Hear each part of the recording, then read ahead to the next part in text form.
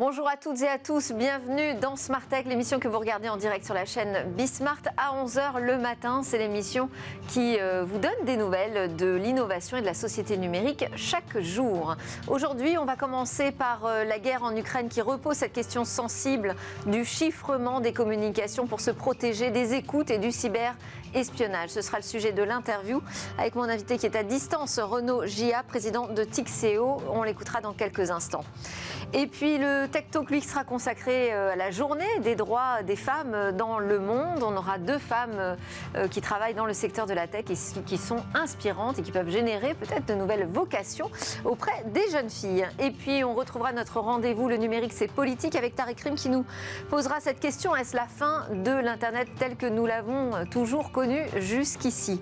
Et on conclura Smart Tech par une innovation qui pourrait bien se substituer à l'utilisation du plastique dans certains secteurs. Il s'agit d'un matériau issu de la nature et plus résistant que du Kevlar.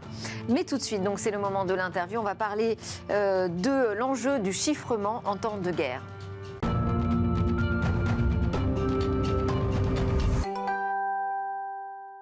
En temps de guerre, avec la guerre en Ukraine, le chiffrement des communications de bout en bout s'impose-t-il comme une protection vitale pour l'Europe? Et pourquoi cette question continue de faire débat au sein des États? On en parle avec Renaud Gia qui est connecté avec nous par Skype. Bonjour. Vous êtes le président de Tixéo, c'est une solution de visioconférence française qui est sécurisée, notamment utilisée par l'Assemblée nationale ou encore le Sénat. Déjà, première question, qu'est-ce que ça engage de proposer une messagerie chiffrée de bout en bout, donc qui ne permet pas de comprendre les échanges qui s'y font et est-ce que les messageries telles que Signal, dont on parle beaucoup, ou encore Telegram, qui s'affichent déjà comme des outils chiffrés de bout en bout, le sont véritablement? Écoutez, sur Signal et Telegram, je pense que ce sont des outils sur lesquels on a un niveau de confiance qui est quand même assez élevé. Nous, en ce qui nous concerne, chez Tixéo, on est très focus sur la visioconférence, donc des visioconférences multipoints, où nous, on va apporter vraiment une confidentialité avec du chiffrement de bout en bout pour toutes les réunions importantes. Donc on va garantir la confidentialité des échanges. Mais oui, aujourd'hui, des outils qui chiffrent de bout en bout et qui garantissent les communications, la confidentialité des communications existe. Et il est important de les utiliser. Et quand je vous posais la question de qu'est-ce que ça engage, qu'est-ce que ça demande comme exigence particulière et pourquoi finalement toutes les solutions de messagerie ou de visioconférence ne le sont pas aujourd'hui chiffrées totalement d'un utilisateur à un autre au moment où ils échangent ensemble? C'est une bonne question. Il faudrait vraiment que j'allais dire, toutes les solutions de communication aient cette capacité de chiffrement de bout en bout. Il faut savoir que, hormis ce contexte international, le chiffrement de bout en bout, c'est un garant, c'est un outil qui va nous protéger contre l'espionnage industriel, par exemple. Donc c'est un outil qui est vital pour nos entreprises qui sont stratégiques. C'est un outil qui est vital pour qu'il n'y ait pas de fuite d'informations. C'est un outil qui est vital pour protéger nos institutions, nos opérateurs d'importance vitaux, nos OIV. C'est un outil finalement qui est vital pour le tissu économique et pour l'indépendance de notre société. Donc c'est vraiment quelque chose qui, hors contexte guerre qu'on a aujourd'hui, est très important pour notre société. Et c'est vrai qu'il y a eu en France et en Europe un débat qui était certaines personnes veulent interdire le chiffrement de bout en bout. Voilà. Pour des raisons qui ne sont pas bonnes. Soyons clairs, ça serait un mauvais choix. On va en parler justement de ce débat aujourd'hui autour du chiffrement. Vous dites que ce sont des raisons qui ne sont pas bonnes. L'un des arguments qui est avancé, c'est que ne permettre à personne en fait de pénétrer des communications, c'est aussi autoriser des échanges qui peuvent mettre en danger les États. Et les citoyens, notamment la lutte contre le terrorisme, justifie ce type de prise de position contre le chiffrement des communications. Tout à fait, mais prenons l'exemple où tout simplement on interdit le chiffrement de bout en bout. Donc nos entreprises françaises, européennes ne peuvent plus utiliser des outils de communication sécurisés. On se retrouverait dans la situation où finalement les méchants, les terroristes, utiliseraient d'autres outils, ils auraient toujours accès à cette technologie. Et ce n'est pas parce que le chiffrement de bout en bout est interdit dans certains pays qu'il ne sera pas utilisé. Donc au final, les terroristes utiliseront d'autres technologies qui font du chiffrement de bout en bout, et nos entreprises, on les rendra vulnérables à des fuites d'informations. Donc au final, on a plus à perdre qu'à y gagner d'interdire le chiffrement de bout en bout. Vous savez, aujourd'hui, en France, on a l'ANSSI qui promeut le chiffrement de bout en bout, parce que c'est un outil de défense et de protection qui est fort.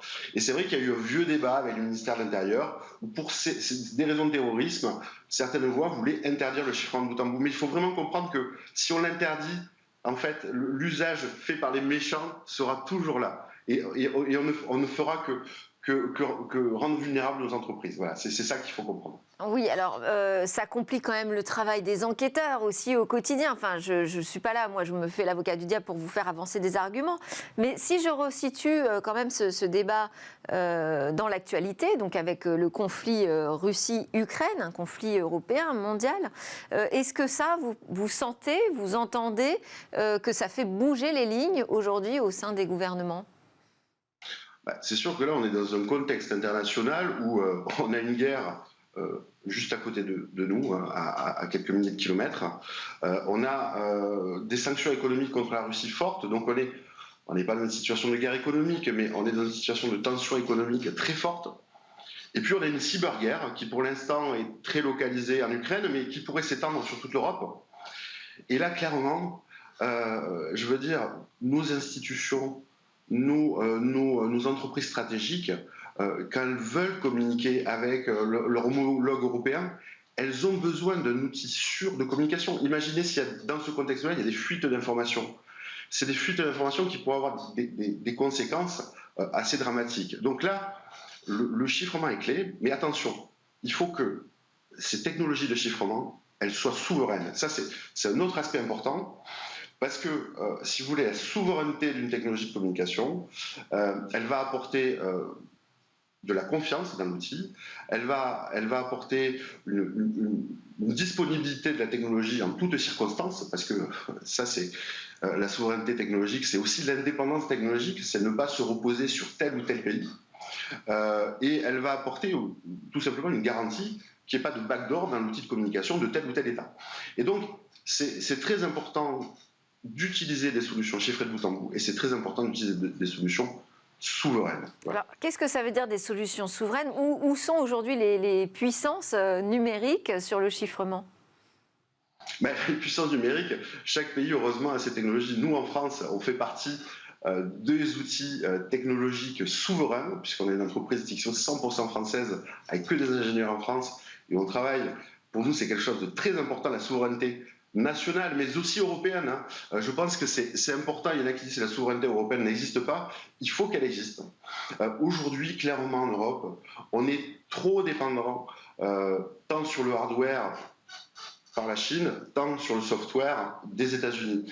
Et ça, c'est quand même un risque. Les États-Unis, c'est nos alliés, j'allais dire à l'OTAN, mais sur les aspects économiques, voilà, ils ont une certaine agressivité. Donc, voilà, je pense qu'il faut préserver la confidentialité de nos communications. C'est vraiment fondamental. Fondamental dans le contexte international qui est ce qui est. Oui, parce qu'on parle beaucoup de cyberattaques, j'allais dire au sens classique du terme, hein, mais on sait aussi que les piratages qui viennent de Russie sont souvent de l'ordre du cyberespionnage ou des écoutes traditionnelles finalement. Bien sûr, nous, Tixéo, on protège les réunions, les vidéoconférences de nos clients.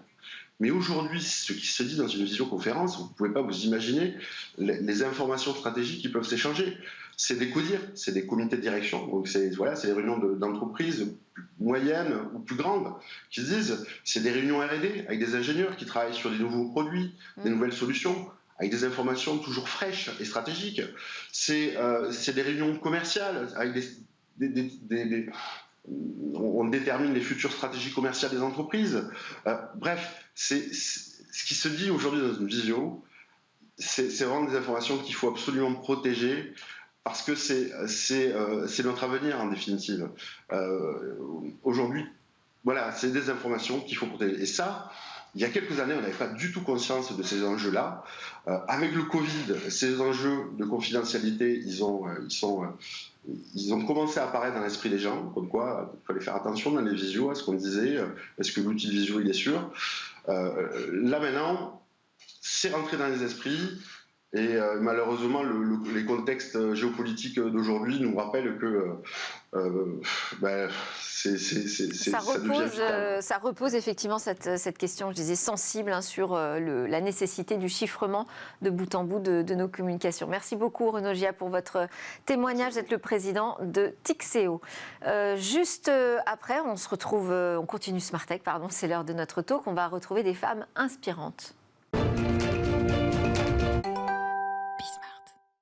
Mes invités se sont imposées dans le secteur de la tech et elles peuvent inspirer de nouvelles vocations. Il s'agit de Pauline Lahari, fondatrice de MyCV Factory, start-up spécialisée dans les outils de candidature, start-up lancée en 2014 alors que vous étiez encore étudiante et expatriée à Shanghai. Et aujourd'hui, vous êtes entourée d'une soixantaine de développeurs, de freelance.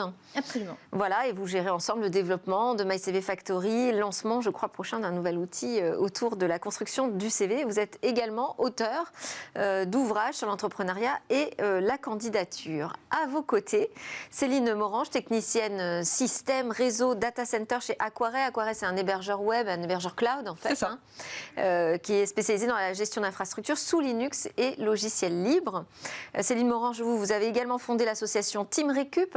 Voilà, dont la mission est de récupérer des matériels qui sont abandonnés par les entreprises qu'elles jugent obsolètes ou qu'elles ne peuvent plus utiliser pour les redistribuer auprès d'associations et des particuliers. Et vous possédez aussi une large communauté sur Twitter qui vous suit, avec qui vous parlez de votre métier et aussi de votre passion sur le rétro-informatique.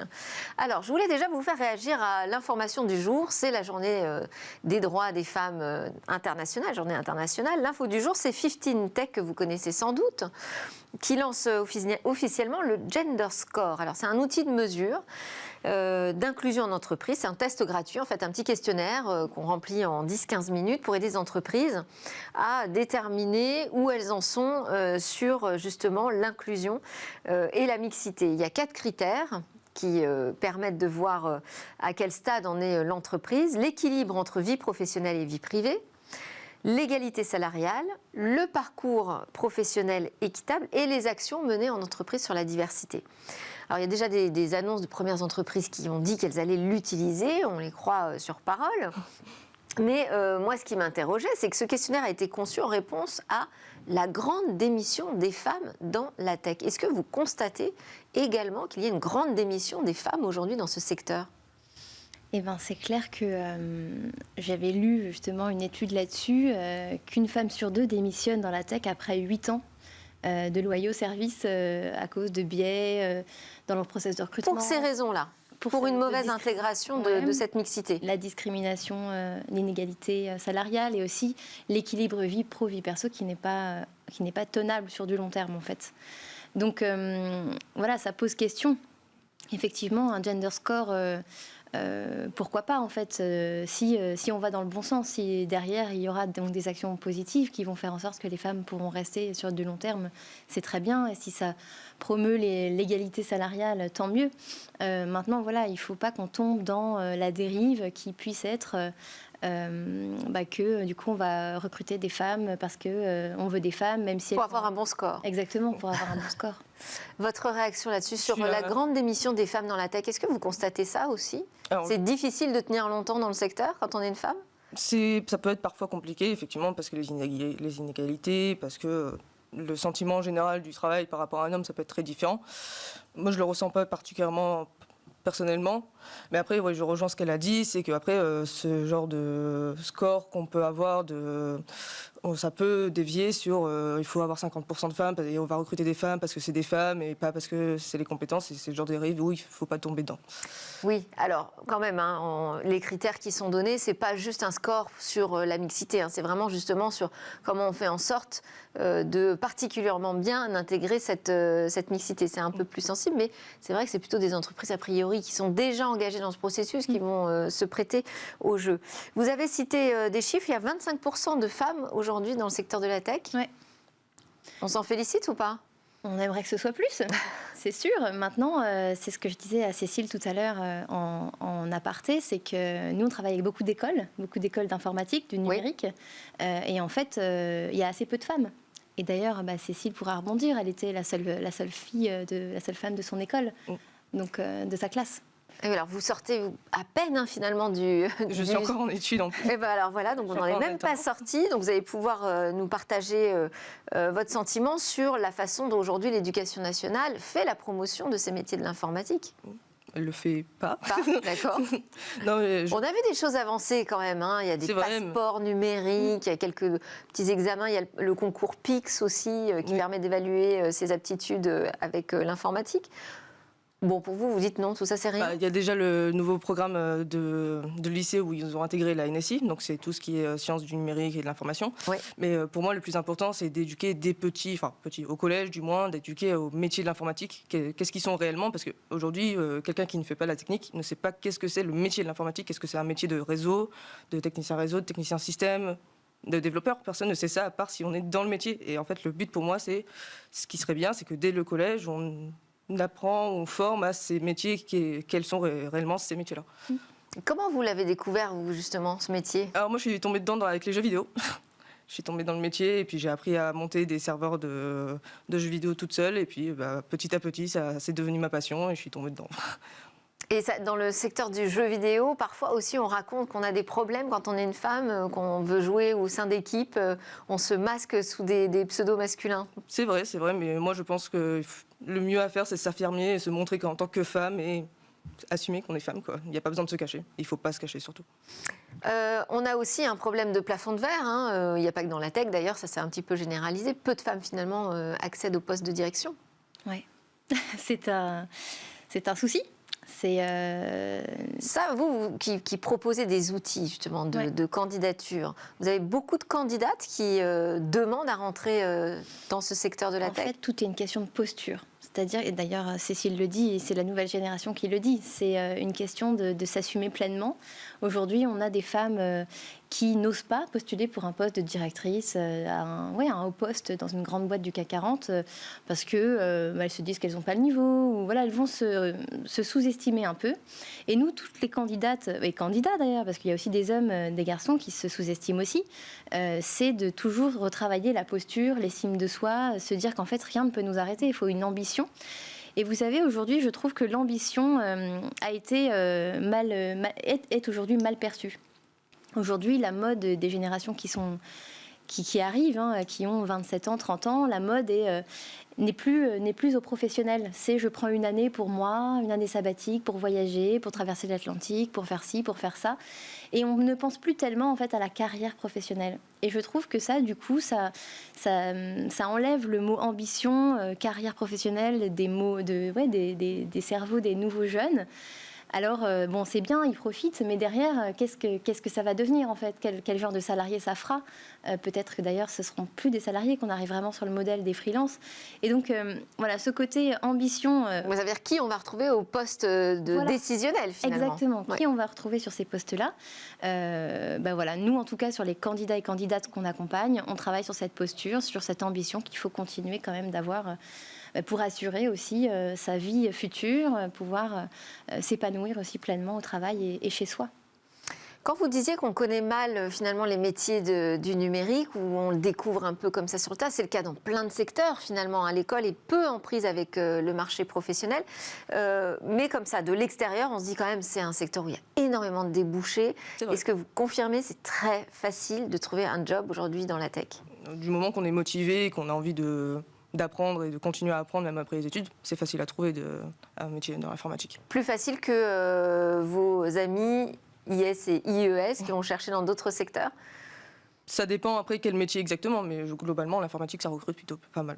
Et avec un salaire aussi plus intéressant peut-être ? Aussi, oui. D'accord, donc c'est plutôt encourageant. Est-ce que vous menez, vous, des missions ? Je disais que sur Twitter, vous étiez plutôt friande de partage sur votre activité de ça. Est-ce que vous menez des actions peut-être auprès de jeunes au collège ? Est-ce que vous allez les voir, leur parler ? J'ai déjà fait des conférences pour l'association ProLogin, où ils accueillent des filles entre 14 et 18 ans pour faire un stage de code. Donc apprendre à développer. Et donc du coup, j'ai présenté un petit peu le métier plus côté technique avec comment fonctionne un data center, les serveurs, plus le côté technique par rapport au dev. Et c'est une expérience franchement pas mal. Et justement, quelles questions elle vous pose ? Généralement, comment ça va ? Quoi les grandes interrogations ? Comment se passe ma journée ? Est-ce qu'un data center ça fait du bruit ? Que des questions Mais en fait, on ne sait pas tant qu'on n'est jamais allé dans un data center. On sait pas. Et elle ne pose pas la question justement du relationnel, de comment ça se passe quand on est une fille ? Étonnamment, non. Okay. Ils n'ont jamais posé ce genre de questions. Donc ça veut dire que les choses sont plutôt bien parties, je dirais, sur la prochaine génération. C'est compliqué de proposer justement des profils féminins à des entreprises qui veulent travailler sur la mixité ? Très, très compliqué, surtout dans la tech. Parce qu'on en manque. Parce qu'on en manque. Aujourd'hui, la semaine dernière, je discutais avec une grande entreprise du CAC 40 qui s'est donné pour mission la parité homme-femme d'ici à 2050. Mais elle me dit, mais elles sont où les femmes aujourd'hui ? Moi, je les trouve pas. En fait, j'aimerais bien les embaucher, mais je les trouve pas. Et donc, ça rejoint vraiment tout ce côté orientation dont parlait Cécile, où c'est important de se dire que si on vise la parité à 2050, ça veut dire que dès maintenant, il faut une parité rapide dans les écoles aussi. Et derrière, bien sûr, ça pourrait être bénéfique pour tout le monde. Et puis, il faut que les filles aient développé les mêmes compétences que les garçons dans ce domaine. Est-ce qu'on a encore un décalage là-dessus ? Intéressant, je sais pas. Au niveau des écoles, non, je pense pas. Ouais. Ça reste l'école. Ouais, complètement. Je lisais une étude hier où il disait qu'en fait, 33% des parents encouragent leurs enfants à faire des études dans le numérique, leurs enfants filles, contre 61% pour les garçons. Et alors que 56% des filles disent être intéressées par les métiers du numérique. Donc il y a aussi cette idée, donc il y en a qui encouragent bien sûr, mais il y a aussi des filles qui se disent, bon je suis intéressée, mais est-ce que j'ai envie d'être la seule fille pendant des années à l'école, pendant des années de carrière, toute seule ? Ça peut aussi effrayer plus dur. Ça peut effrayer, ça peut sembler austère par rapport à d'autres métiers qui peuvent avoir l'air peut-être un peu plus fun. Est-ce que vous, dans votre famille, on vous a encouragé ? Moi, mes parents m'ont totalement soutenue dès le début. C'est ça. C'était bien. Oui, ils savaient que vous étiez convaincus, j'ai l'impression. C'est ça. Le chemin était tracé. Oui, il y en a qui savent aussi ce qu'elles veulent tout de suite. Hein. Et je le suis très tôt, tu vois, je le suis à 14-15 ans, quoi, donc je voulais faire l'informatique. C'est pas quelqu'un qui vous a inspiré en particulier ? Non, c'est vraiment, je suis tombée dedans par hasard et puis c'est devenu ma passion. Ouais. Est-ce que c'est un avantage aujourd'hui d'être une femme, puisque on en cherche, on a un besoin de mixité, on apporte une différence. Est-ce que vous le sentez toutes les deux comme étant un avantage ? Alors je n'irais pas dire jusqu'à avantage, mais je sais que certaines filles avec qui j'ai discuté disent c'est marrant parce que j'apporte un autre point de vue par rapport à l'équipe tech qui est composée que d'hommes. Et c'est un truc que j'entends assez souvent que être une fille, c'est à penser différemment que les hommes et parfois ça peut amener un autre angle de vue sur un sujet, un problème. Je l'entends assez souvent, ce genre de... Donc vous pouvez peut-être être plus écouté parfois sur certaines questions. C'est ça. Ou au moins poser un autre avis différent ou un autre angle de vue par rapport à l'équipe technique. Complètement. Moi, en tout cas, j'ai jamais subi d'inégalité dans tous mes projets. Donc, est-ce un avantage ? Ça peut. Typiquement, moi, je suis en phase de lever des fonds. C'est plutôt un avantage aujourd'hui parce que les investisseurs recherchent des femmes dans la tech pour investir. Maintenant, moi, j'aimerais quand même revenir sur cette histoire de dérive. J'ai pas envie qu'on me donne de l'argent, donc de lever des fonds en me disant ils vont me les donner parce que je suis une femme et non pas parce qu'ils croient en mon projet, parce que j'ai des compétences, etc. Je pense que quand il s'agit d'argent, au final, on en vient à des faits, non ? Complètement. C'est un tout et je pense que ça peut être un avantage. Maintenant, il y a aussi... moi, j'avais tenté de lever des fonds quand j'étais enceinte de 6 mois. C'est pas possible aujourd'hui. On m'a fait comprendre que c'était pas forcément le bon moment. Après tout, pourquoi pas ? Je veux dire, on est enceinte, on est sur d'autres projets, c'est peut-être effectivement pas le moment. Voilà, maintenant, moi, Mais si vous sentiez que c'était le moment... Effectivement, en reparlant, c'est vrai qu'on ne se rend peut-être pas compte de l'arrivée d'un bébé, ce que ça peut aussi chambouler. Et c'est vrai que lever des fonds dans un environnement comme celui-ci personnel, un petit peu quand même particulier, ça peut en effet être un peu complexe. Donc voilà, il y a aussi des moments de vie dans la vie de femme qui ne sont pas toujours opportuns à des projets, des grands projets, quoi. Alors, un avantage, mais pas forcément. Est-ce qu'il y a des choses que vous pouvez partager avec nous sur comment faire la différence pour obtenir un poste dans la tech aujourd'hui ? Montrer sa motivation, montrer qu'on a envie d'être dans la tech et s'assumer pleinement en tant que je suis une femme, j'ai envie de faire la tech, je suis là, simplement.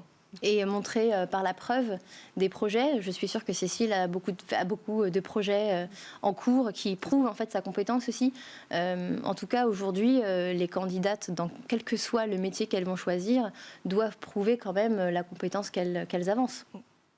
Et sur les réseaux sociaux, vous êtes suivi que par des jeunes filles ou c'est Il y a de tout, il y a vraiment divers. de tout. C'est une communauté très variée, mais j'ai rencontré des filles pareil comme ça qui sont venues me voir de c'est cool, tu fais de la tech, comment ça se passe, j'aimerais aussi, ça m'inspire, et c'est cool, j'en ai inspiré quelques-unes comme ça grâce à mon partage sur les réseaux sociaux. Mais ça, c'est hyper intéressant. Petite fierté. C'est hyper intéressant d'avoir finalement une influenceuse dans la tech qui va en inspirer d'autres. C'est hyper bien. Ah bah oui, c'est un travail énorme que vous faites. Vous avez lancé votre propre... D'ailleurs, j'ai dit que vous étiez encore étudiante au moment où vous êtes lancée de ça. Peut-être que vous pouvez nous raconter un peu votre parcours, les difficultés que vous avez rencontrées et qu'est-ce qui vous a permis de devenir finalement aujourd'hui une chef d'entreprise. Complètement, et d'ailleurs c'est intéressant parce que j'ai créé My CV Factory pour m'employer au démarrage. Parce que moi j'ai toujours voulu habiter à l'étranger, j'ai rencontré mon mari à Shanghai et il a été expatrié ensuite à Pékin. Et en fait l'idée pour moi c'était comme j'avais pas forcément trouvé de travail qui me plaisait, je me suis dit bah tiens je vais monter ma structure, je vais pouvoir le suivre partout où on ira parce que notre projet c'était de déménager tous les 3 ans. Et donc je vais pouvoir m'adapter comme ça et être autonome, etc. Donc en fait le projet s'est lancé comme ça. J'ai créé My CV Factory de Pékin et puis on a vécu 3 ans là-bas, on est revenu en France ensuite. Il se trouve qu'on a eu 2 enfants après, donc on est resté quand même un peu plus longtemps à Suresnes que 3 ans. Mais voilà, l'idée au démarrage, c'est quand même aussi pour satisfaire un besoin de vie perso, vie pro. D'entrée de jeu qui a fait naître My CV Factory. Et aujourd'hui encore, My CV Factory, c'est aussi une entreprise qui est en croissance, qui se passe bien, qui marche bien, mais qui permet un équilibre vie pro et vie perso. Et c'est aussi pour ça, je pense que ça tient sur le long terme. C'est parce que c'est une harmonie, c'est un tout aussi qui fait que ça fonctionne. Et vous avez beaucoup de femmes dans votre entreprise ? Alors, on n'a que des femmes. D'accord. Honnêtement, c'est un hasard. C'est un hasard complet. Il se trouve qu'aujourd'hui, il y a 7 personnes qui travaillent avec moi au quotidien. Ce sont 7 femmes qui ont fait le choix d'une vie justement en équilibre vie pro, vie perso. Elles ne travaillent pas le mercredi, elles finissent à 16h. Il y a plein d'avantages finalement à travailler pour son compte aussi avec My CV Factory. Après, notre équipe tech, on a 2 femmes qui gèrent le projet tech et par contre, les développeurs sont des hommes. Voilà la faille quand même dans le système. Mais les deux gestionnaires de projet, product owner et vraiment la chef de projet tech, ce sont 2 femmes.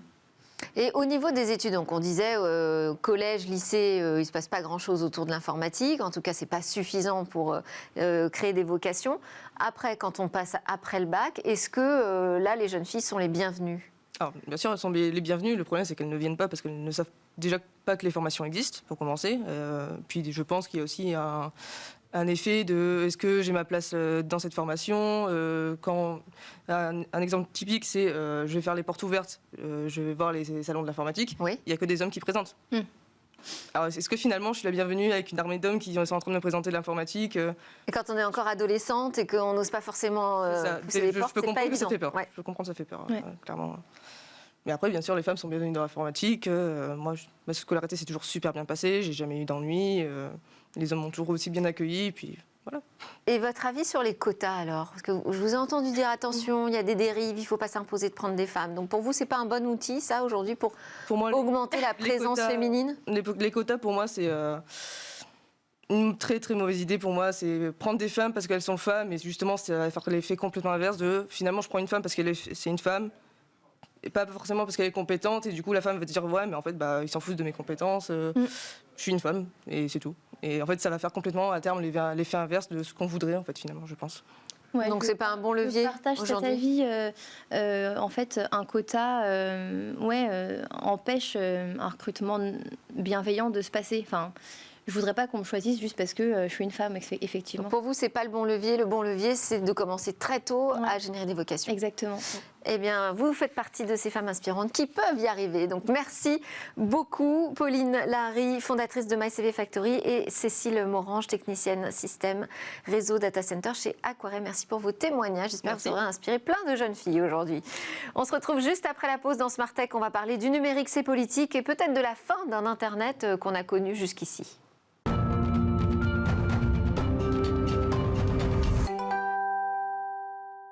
Vous êtes de retour sur le plateau de Smart Tech. Vous nous regardez sur la chaîne Bismart. On est en direct le matin dès 11h. C'est la deuxième partie de cette édition.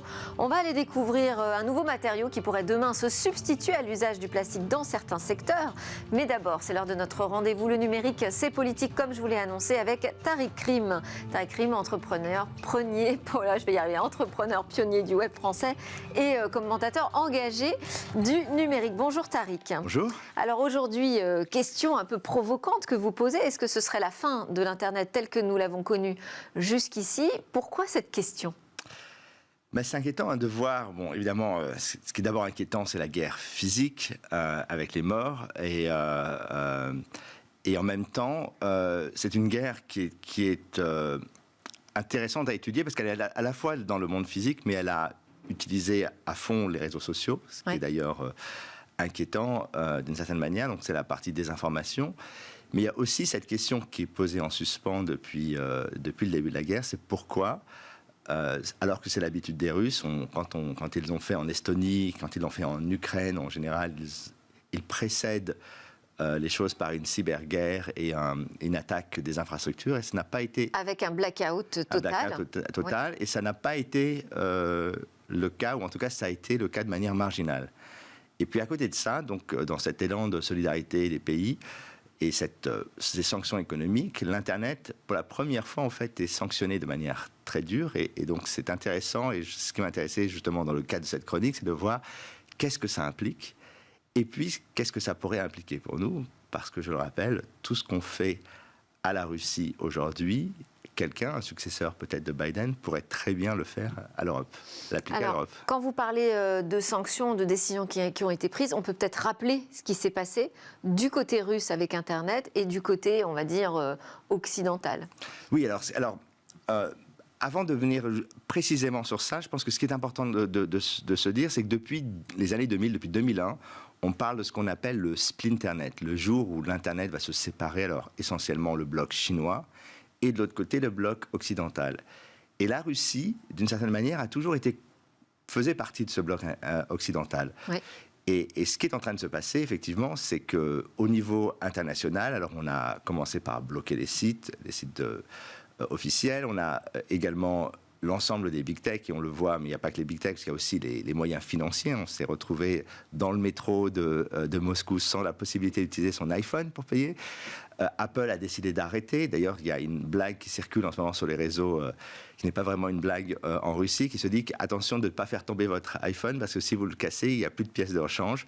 Donc on est vraiment rentré dans un système d'autarcie où on voit aussi le pouvoir de ces grandes plateformes.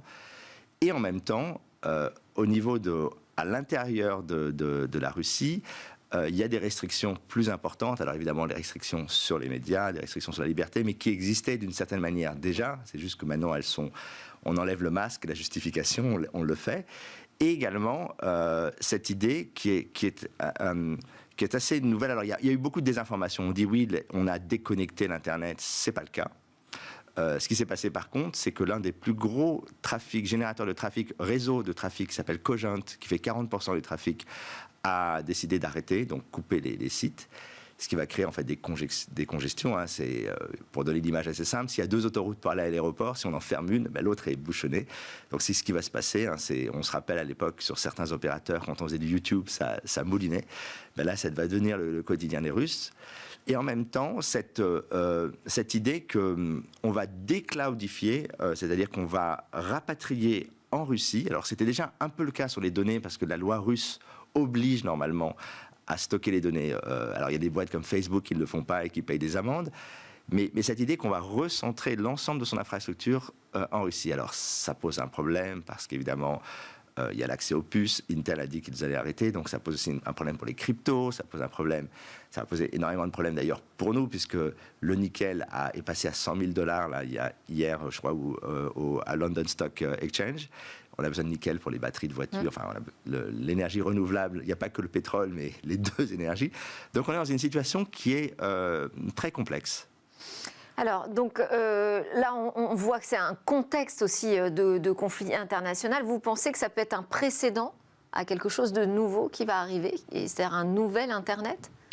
Ce qui est clair, c'est que alors au-delà de la question, alors je ne sais pas l'aspect politique, hein, évidemment, parce que il y a bien un agresseur, un agressé, je mets ça de côté.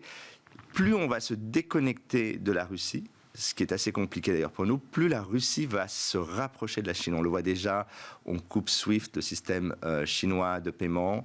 Alipay, en fait, l'ensemble des acteurs chinois du paiement se sont organisés maintenant pour être interopérables, ça c'est une grosse nouveauté, et vont commencer à rentrer également en Russie. Donc il est possible que finalement dans ce fameux splinternet dont on parlait, où on avait le bloc chinois et le bloc occidental, la Russie décide un jour de rejoindre et de construire une sorte de super Internet fermé, ce qui posera d'ailleurs la question de l'Europe, parce que comment nous positionnons-nous dans ce cas-là? C'est-à-dire que jusqu'à maintenant, on était dans un ménage à 3 ou à 4 avec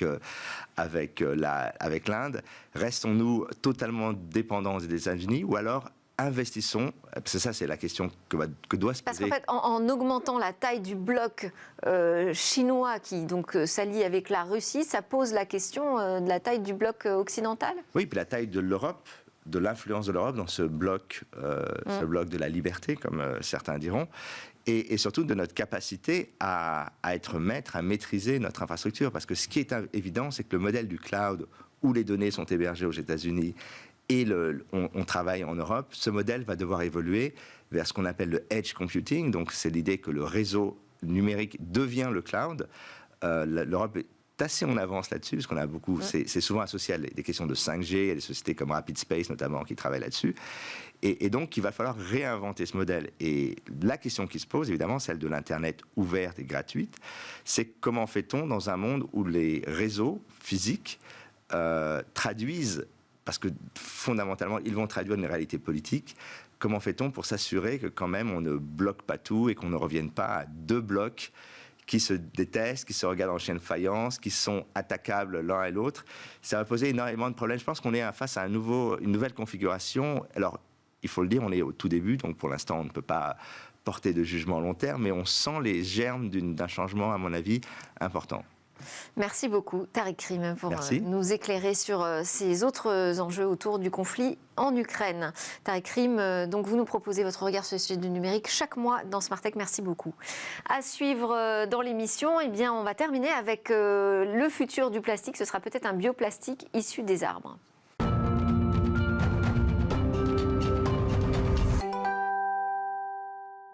Et demain, c'est donc notre Zoom quotidien sur une innovation. Bonjour Cécilia. Bonjour Delphine. Aujourd'hui, vous allez nous présenter une nouvelle alternative au plastique. Oui, c'est vrai. Celle-ci, elle nous vient du MIT. Ils ont réussi à fabriquer un matériau issu de la nature et aussi résistant a priori que du Kevlar. Alors quand je dis issu de la nature, je veux dire précisément des arbres, des plantes. Alors souvent quand on pense à un arbre, on pense que sa partie la plus solide, ça va être son tronc ou alors ça va être ses racines, mais en réalité ce sont ses fibres à l'intérieur de cet arbre.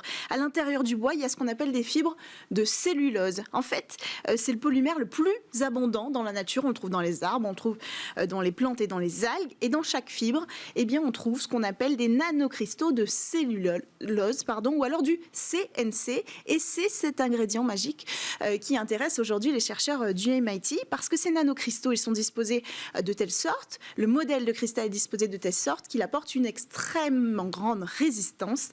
À l'échelle nanométrique, les CNN sont plus forts, donc je le disais, et plus rigides que le Kevlar. Et comment les chercheurs ont-ils transformé ces nanocristaux en morceaux de bioplastique? Alors il y a une partie un peu secrète, hein. Ils ont réussi à extraire ces CNN en forme de billes de cellulose. Alors Alors, on ne sait pas exactement comment. A priori, ça augure de bonnes choses. Ça veut dire qu'un brevet peut-être sera en préparation parce que ça reste secret pour l'instant. Ce qu'on sait, c'est qu'une fois qu'ils avaient ces billes, ils ont mélangé ça avec un polymère synthétique. L'objectif, c'était évidemment d'en faire une préparation assez agile pour être extrudé, par exemple, dans une bio-imprimante. Il fallait pour ça trouver le bon mélange. Ici, 60% au minimum de la composition de ce polymère est faite de ces CNC, ces billes de cellulose, et le reste est donc en polymère synthétique. Et le résultat ? Et le résultat, c'est assez efficace. En fait, ça crée une structure qui est assez impressionnante. Ça rappelle un peu le nacre. C'est une microstructure de briques et de mortier comme ça, donc qui rappelle le nacre qu'on va trouver dans les coquillages, tout simplement. Et donc, ça fonctionne.